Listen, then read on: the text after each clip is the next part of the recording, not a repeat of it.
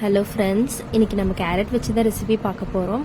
So சுவையான carrot barfi எப்படி செய்கிறதுன்னு பார்க்கலாம் வாங்க. இதுக்கு தேவையான பொருட்கள்: நெய், துருவின கேரட், பால், சர்க்கரை, மில்க் பவுடர், ஏலக்காய்த்தூள், பாதாம் இந்த மாதிரி துருவி எடுத்திருக்கேன்.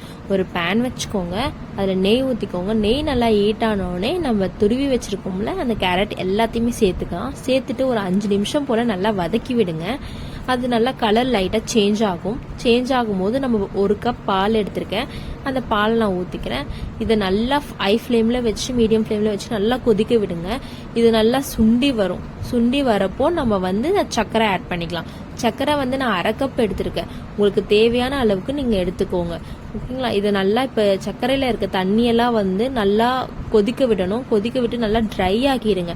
ட்ரை ஆக்கி இது கடாயோட ஒட்டாமல் அந்த மாதிரி வரணும். நல்லா ஹை ஃப்ளேமில் வச்சு கலரி விட்டுட்டே இருங்க, இல்லைன்னா அடி பிடிச்சிரும். நல்லா கலரி விட்டுக்கிட்டே இருங்க.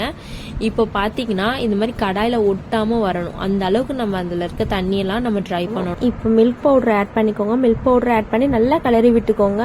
இப்போ ஏலக்காய்த்தூள் ஆட் பண்ணி அதையும் நல்லா கலரி விட்டுக்கோங்க. இப்போது ஸ்கொயர் ஷேப்பில் பாக்ஸ் எடுத்திருக்கேன். நீங்கள் பட்டர் பேப்பரும் யூஸ் பண்ணலாம், இல்லை பட்டரும் நீங்கள் தடவிக்கலாம். கடாயிலேருந்து இதில் மாற்றிக்கோங்க. கொஞ்சம் ஆற விட்டு நம்ம பிளேட்டுக்கு மாற்றிக்கலாம். இப்போ நான் துருவி வச்ச பாதாம் தூள் அதில் தூவி நான் சர்வ் பண்ணுறேன். நான் ட்ரை பண்ணி பார்த்தேங்க, ரொம்பவே நல்லா இருந்தது. நீங்களும் மறக்காமல் ட்ரை பண்ணி பார்த்துட்டு கமெண்ட் பண்ணுங்கள். மறந்துடாதீங்க, சப்ஸ்கிரைபும் பண்ணிவிடுங்க. தேங்க்யூ, பாய்.